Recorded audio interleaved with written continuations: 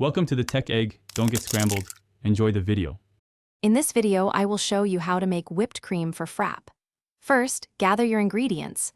1 cup of very cold heavy cream, 2 tablespoons of powdered sugar, and 1/2 teaspoon of vanilla extract. Chilling your mixing bowl and whisk for at least 15 minutes beforehand is a crucial step.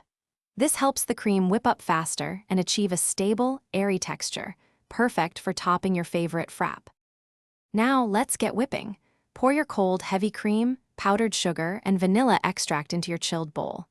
Begin mixing on a low speed with an electric mixer to avoid any splatters.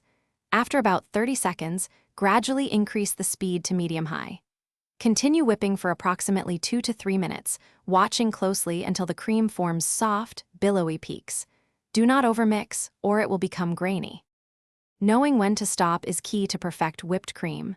You're looking for soft peaks, which means the cream holds its shape when you lift the whisk, but the tip gently curls over.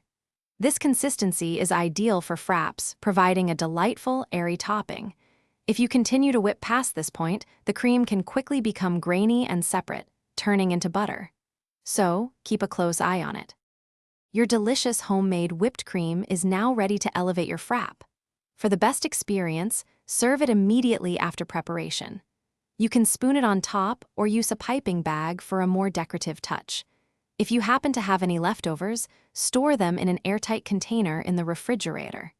It will stay fresh for about 24 hours, though it's always best when enjoyed right away.